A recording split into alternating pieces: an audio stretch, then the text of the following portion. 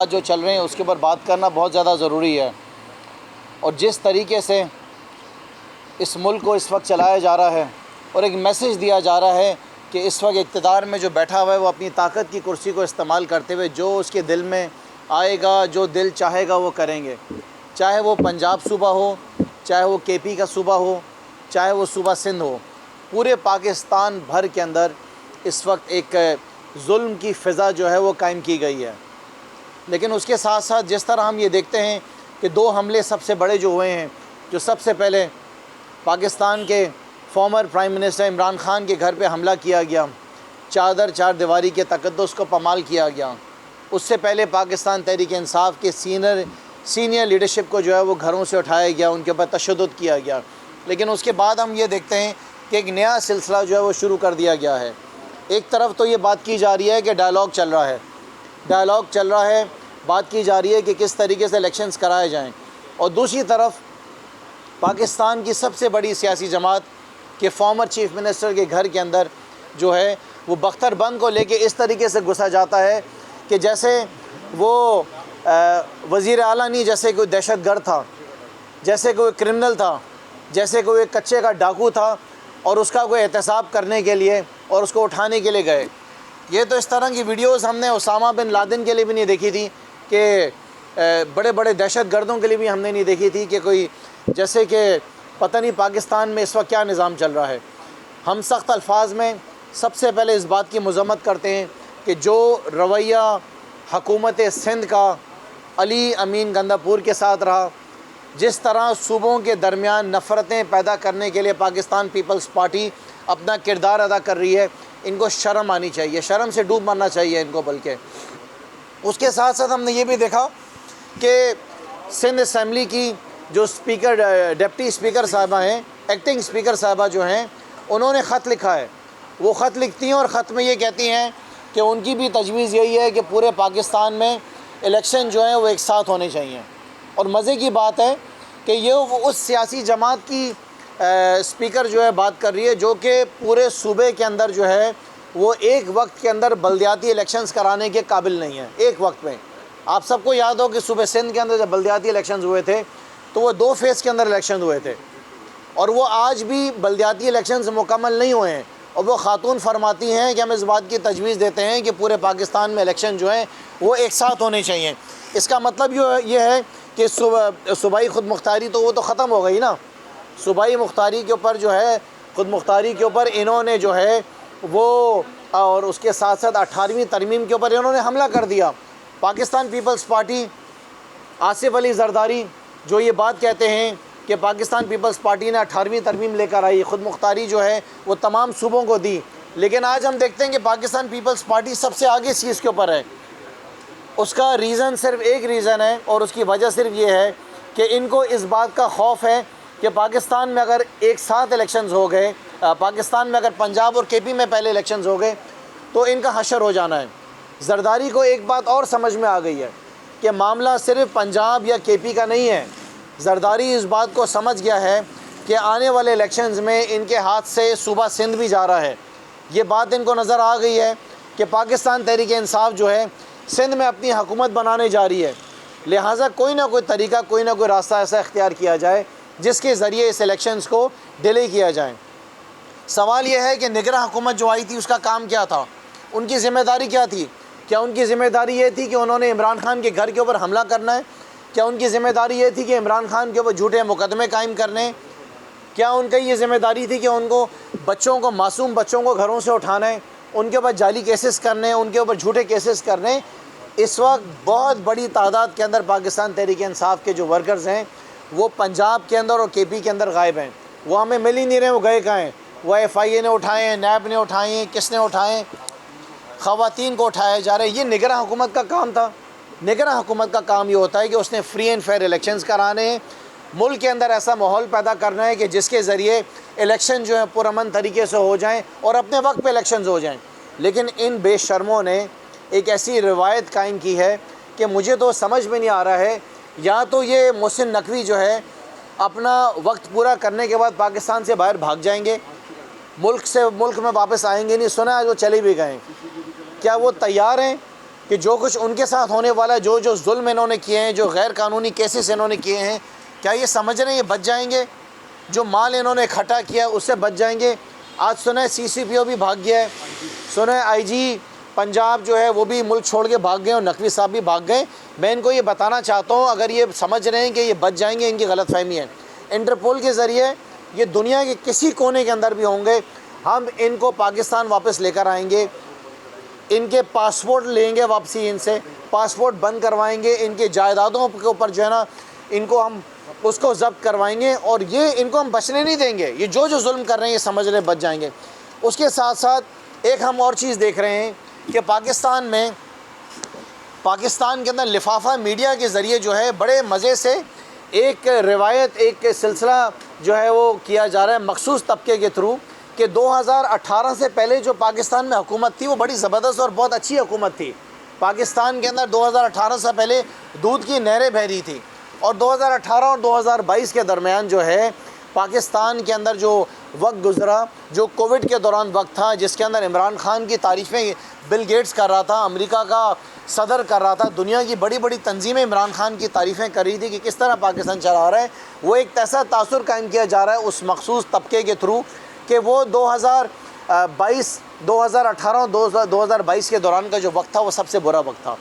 और अब मज़े की बात ये दिखाया जा रहा है कि 2022 के बाद और आज तक का जो वक्त गुजर रहा है बड़ा ज़बरदस्त वक्त गुजर रहा है। ये एक तासुर कायम किया जा रहा है कि पाकिस्तान के जैसे एक्सपोर्ट्स बड़े ज़बरदस्त हो गए, पाकिस्तान में डॉलर नीचे आ गया है, पाकिस्तान में पेट्रोल और डीज़ल जो है वो सस्ता हो गया है, पाकिस्तान के अंदर जो आटा है वो इस वक्त जैसे कि बहुत सस्ता मिल रहा है, पाकिस्तान के अंदर नौकरियों की बहार आई हुई है, हर मोहल्ले में दूध की नहरें बह रही हैं। ये एक तासुर कायम किया जा रहा है। मैं उन तमाम ऐसे लोगों को, ऐसे इदारों को बताना चाहता हूँ कि ये इस वक्त पाकिस्तान में 2023 चल रहा है, ये कोई 1970 का दौर नहीं चल रहा है, ये इस वक्त मोबाइल फ़ोन का दौर है। पाकिस्तान का बच्चा बच्चा जानता है कि इस वक्त पाकिस्तान में जुल्म करने वाला कौन है। पाकिस्तान में बच्चा बच्चा इस बात को समझता है कि मुल्क के अंदर इस वक्त महंगाई के जो आलम है उसकी ज़िम्मेदार PDM है।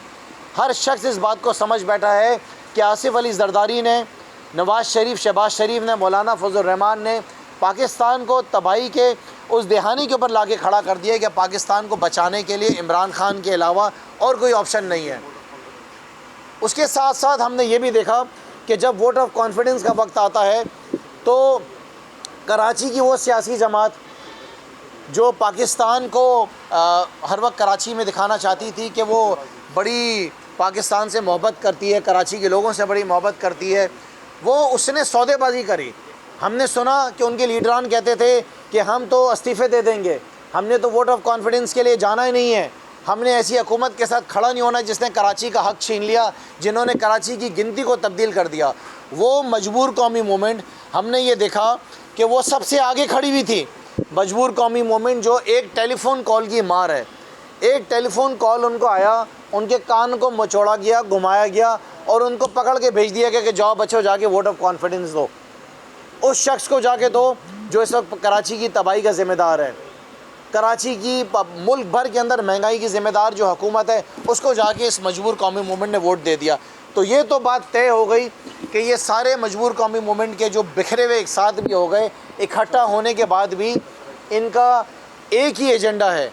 वो इनका एजेंडा ये है कि कराची के ख़िलाफ़ खड़े रहना है, कराची के ख़िलाफ़ जो जुल्म हो रहा है उसके ऊपर आवाज़ नहीं उठानी है। ये अगर समझ रहे हैं कि इन्होंने जो ये सौदा किया ये सब बच जाएंगे, कराची वाले आने वाले इलेक्शंस के अंदर इनके इन तमाम मामलात को बराबर कर देंगे। उसके साथ साथ मैं इस बात को भी कहना चाहता हूँ कि हम अदालतों की बहुत इज़्ज़त करते हैं, हम अदालतों के फ़ैसलों की बहुत इज़्ज़त करते हैं। और आपने ये भी देखा कि पाकिस्तान के नेक्स्ट प्राइम मिनिस्टर के ऊपर जब ये बात आई, अदालत की तौहीन की भी अगर बात आई, तो उसके अंदर भी इमरान खान साहब पेश हुए ज़ख्मी टांग के साथ, गोली लगी हुई टांगों के साथ।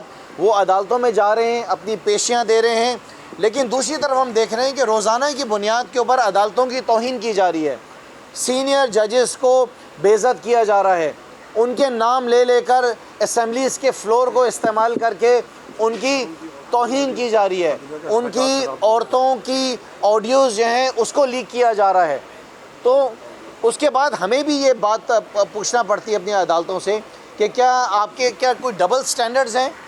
हम तो आपकी इज़्ज़त करते हैं, हम हर जगह पे आपके वक़ार के लिए खड़े हुए हैं, लेकिन ये रोज़ाना की बुनियाद के ऊपर हमारी अदालतों की जो तौहीन की जा रही है, हमारे जजेस की तौहीन की जा रही है, उनको नीचा दिखाया जा रहा है, तो उसके ऊपर इतनी खामोशी क्यों। मैं चीफ़ जस्टिस साहब से एक गुजारिश और भी करूँगा कि चीफ़ जस्टिस साहब, आपको तो तमाम एजेंसीज़ ने ये रिपोर्ट दी हैं कि पाकिस्तान के हालात बहुत ख़राब हैं, और तमाम एजेंसीज़ की रिपोर्ट से ये भी आपको ज़ाहिर साबित होता है कि इस वक्त सबसे ज़्यादा अगर पाकिस्तान में किसी भी शख्स को ख़तरा है तो पाकिस्तान के सबसे बड़े लीडर इमरान खान को, उसकी जान को ख़तरा है। तो क्यों नहीं इमरान खान को आप रिलीफ देते हैं, क्यों नहीं उनको ये ऑप्शन दिया जाए जो ऑप्शन इमरान खान के ऊपर हमला करने वाले को दिया था कि वो ऑनलाइन, वो जूम के थ्रू जो है वो अपनी पेशियाँ करे। ये किसको जो है, हमें नज़र आ रहा है कि कौन खुश हो रहा है, किसको बहुत ज़्यादा खुशियाँ हो रही हैं। जिनको बहुत ज़्यादा खुशियाँ हो रही हैं उन्होंने भी मेरे ख़्याल से इतने ही चक्कर काटने हैं बाद में अदालतों के। लिहाजा मेरी चीफ़ जस्टिस साहब से गुजारिश है कि चीफ़ जस्टिस साहब, ये ऑप्शन इमरान खान को भी दिया जाए। जो 150 मुकदमात इमरान खान के ऊपर इन्होंने जाली मुकदमात किए हुए, उन जाली मुकदमात के ऊपर इमरान खान को भी ऑप्शन दिया जाए कि क्योंकि उनकी जान को ख़तरा है, क्योंकि हमें इस बात पर ख़दशा है कि ये मौजूदा हुकूमत जिसको इमरान खान से डर है, उसको खौफ है, उनकी जान को उनसे ख़तरा है, इमरान खान को ऑप्शन दिया जाए कि वो अपने घर में बैठ कर किसी जूम के थ्रू, किसी ऑनलाइन जो है वीडियो लिंक के थ्रू जो है वो अपने मुकदमात को जो है उसका सामना करें। हमारी चीफ़ जस्टिस साहब से अदालतों से जो है गुजारिश है। मैं आखिर में ये बात ज़रूर बोलूँगा कि ख्वाजा आसिफ़ का जो ये बयान आया है, मैं ख्वाजा आसिफ़ के इस बयान से इत्तेफाक करता हूँ कि अदालतों को किसी पंचायत का किरदार अदा नहीं करना चाहिए, किसी बहस के अंदर नहीं पड़ना चाहिए। अदालतों की जो ज़िम्मेदारी है, अदालतों का जो काम है, वो इस बात को छोड़ दें कि सियासी जमातों ने साथ बैठना नहीं बैठना। अदालतें जो हैं आइन के ऊपर अमल कराएं। आइन जिस तरह कहता है कि उन सूबों के अंदर 90 दिन के अंदर इलेक्शंस होने हैं, हम उम्मीद करते हैं कि अदालत जो है अपने आइन के उस फैसले के ऊपर जो है अमल कराएंगे। और ये जो ड्रामेबाजी इस वक्त पूरे मुल्क के अंदर चल रही है कि एक तरफ डायलॉग चल रहा है और दूसरी तरफ तहरीक इंसाफ के सीनियर लीडर्स के घरों के ऊपर जो है वो बख्तरबंद लेकर दरवाज़ों को तोड़ के अंदर घुसा जा रहा है। मुल्क के सबसे बड़े अजीम लीडर को जो है उसके घर के अंदर उसके दरवाज़ों को तोड़ के उसके घर की चादर चार दीवारी के तकद्दुस को पमाल किया जा रहा है। ये तमाशा जो है आगे चल नहीं सकेगा। मैं तो कोर कमेटी के मेंबर होने की हैसियत से मैं तो अपनी लीडर से गुजारिश करूँगा कि ये डायलॉग और चलना ही नहीं चाहिए आगे। ये सारा सिलसिला जो चल रहा है, ज़ाहिर है कि हमने अपना किरदार अदा कर दिया कि हमने ये बहाना नहीं बनाया, हम इस डायलॉग से भागे नहीं, लेकिन उसके बाद जो कुछ किया जा रहा है किसी भी हाल में काबिल कबूल नहीं है। इस वक्त मुल्क के अंदर जो बहस होनी चाहिए मेरी नज़र में वो ये बहस होनी चाहिए कि 90 दिन के अंदर इलेक्शंस किस तरह होने हैं। 15 तारीख जो दी गई हुई है उस तारीख को इलेक्शंस किस तरह जो है ये हो जाने चाहिए। ये बहस नहीं होनी चाहिए कि पैसा कहाँ से आएगा, पैसा कहाँ से नहीं आएगा। आटा मुफ्त में बांटने के लिए तो इनके पास पैसा बहुत सारा है, नई इमारतें बनाने के लिए इनके पास पैसा बहुत सारा है, नई नई गाड़ियाँ जो हैं वो आ रही हैं उसके लिए पैसा इनके पास मौजूद है। लेकिन अब ये सेंसस के बहाने भागने की तैयारी की जा रही है, इलेक्शंस को डिले करने की तैयारी की जा रही है। ये पाकिस्तान की आवाम किसी हाल में इसको कबूल नहीं करेगी। आज पाकिस्तान के नेक्स्ट वज़ीर आज़म इमरान खान साहब अपना आइंदा का लाए अमल देंगे और हम बताना चाहते हैं कि सूबा सिंध जो है वो पूरा इमरान खान के साथ खड़ा हुआ है। सूबे सिंध के लोग, शहर कराची के लोग, जो भी आगे तहरीक चलेगी उसमें हम पीछे नहीं होंगे, हम सबसे आगे खड़े होंगे। लेकिन हमारी चीफ़ जस्टिस साहब से गुजारिश है कि चीफ़ जस्टिस साहब, ये आपकी ज़िम्मेदारी है कि ये गैर कानूनी छापे जो मारे जा रहे हैं, ये गैर कानूनी झूठे जो केसेस किए जा रहे हैं और हमको अदालतों के अंदर जो भगाया जा रहा है, हम सब के ऊपर दहशतगर्दी के जो हैं केसेस किए हुए। इस वक्त आपके सामने 3 दहशतगर्द बैठे हुए हैं, अदालतों के अंदर चक्कर लगवाए जा रहे हैं। चीफ़ जस्टिस साहब, ये आपकी ज़िम्मेदारी है।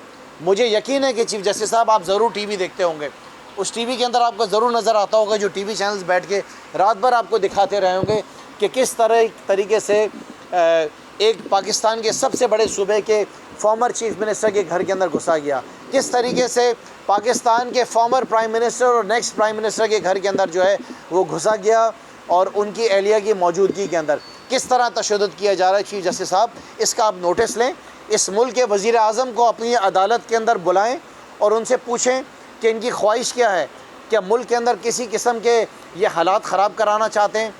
मैं आखिर के अंदर पाकिस्तान की आवाम को ये कहना चाहूँगा कि अब ये वक्त आ गया है कि हमने इनके ख़िलाफ़ आवाज़ उठानी है, हम सब ने इकट्ठा होना है।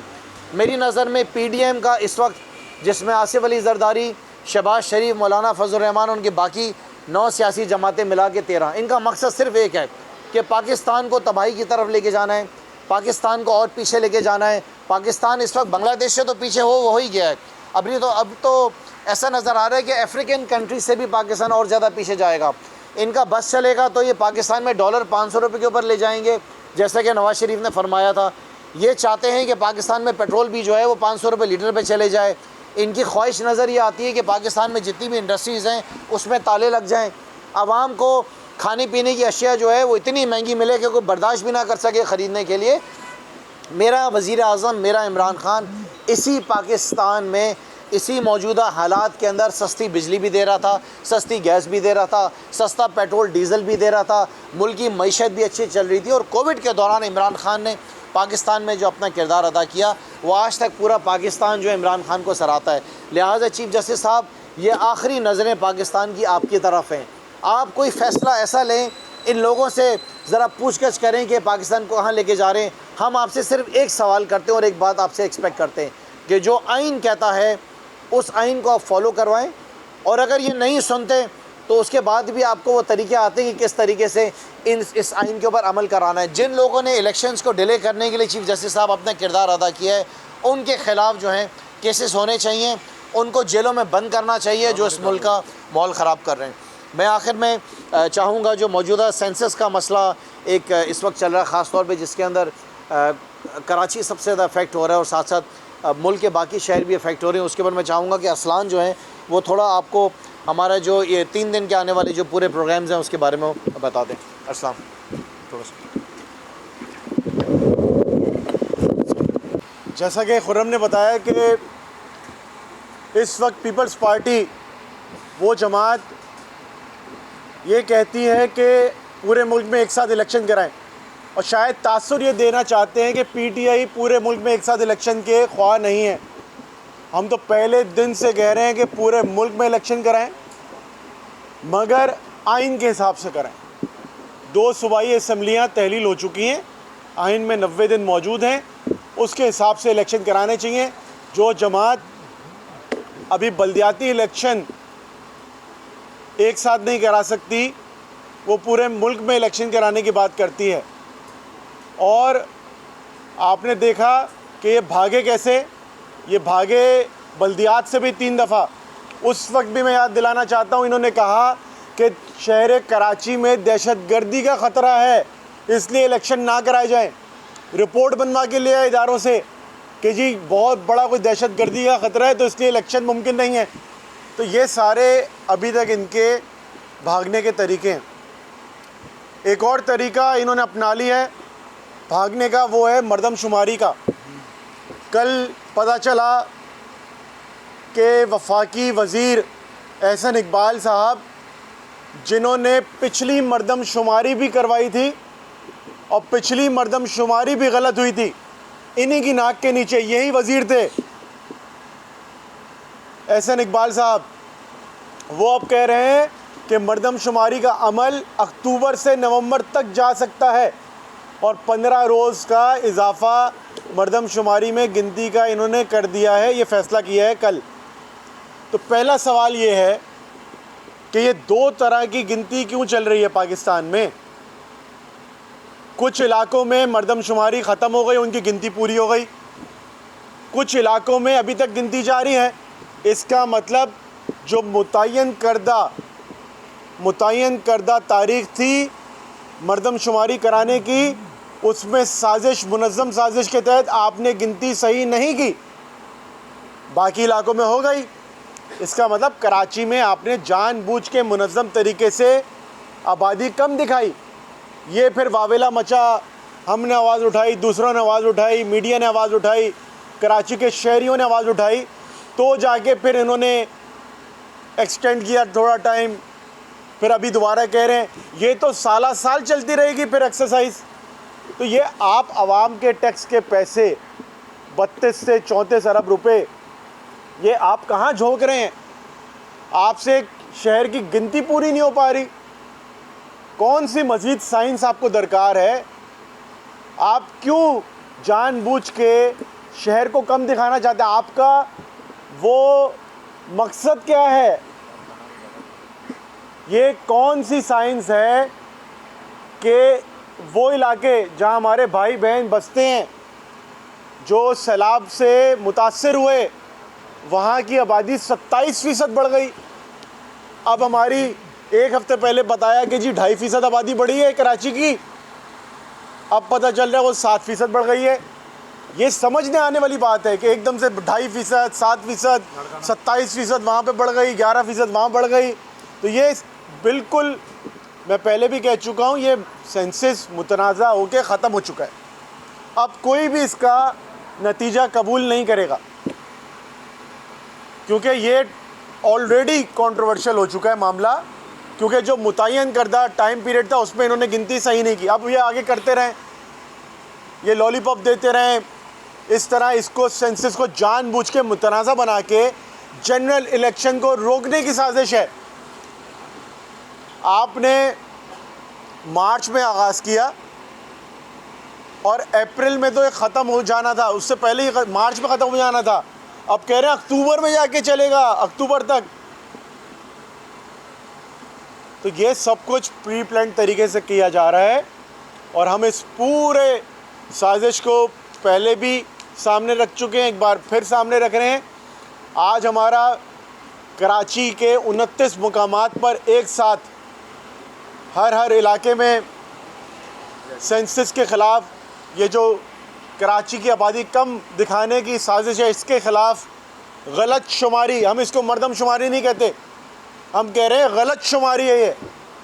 ये गलत शुमारी की एक्सरसाइज जो इस वक्त हो रही है, इसके ख़िलाफ़ 29 मकामात पर कराची में आज शाम 5 बजे मुज़ाहिरा किया जा रहा है।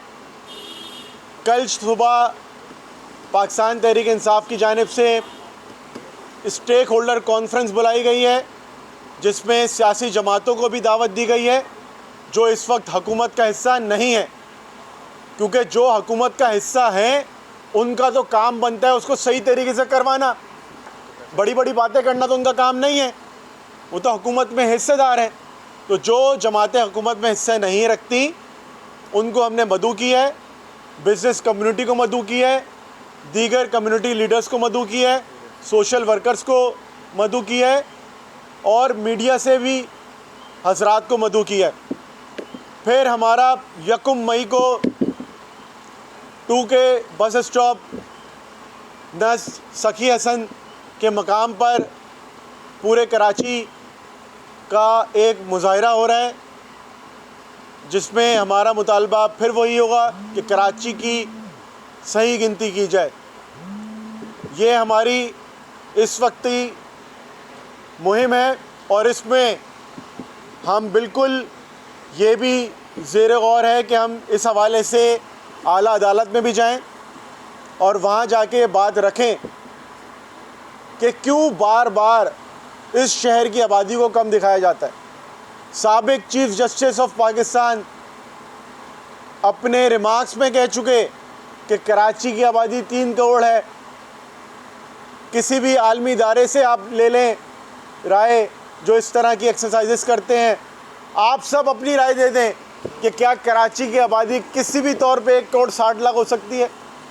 इन्होंने एक और प्लान बनाया है कि जब 1 करोड़ 38 लाख इन्होंने जब मरदमशुमारी का टाइम पूरा हुआ, 1 करोड़ 38 लाख इन्होंने हमारी आबादी दिखाई थी। अब इन्होंने झांसा देने के लिए प्लान ये बनाया कि कराची की आबादी किसी तरह 1 करोड़ 85 लाख दिखा दो, ताकि जो थोड़ा बहुत लोगों की जानिब से क्रिटिसिज्म आ रहा है तो वो ये कहा जाए जी 1 करोड़ 60 के बजाय 1 करोड़ 85 हो चुकी है आबादी, बढ़ गई।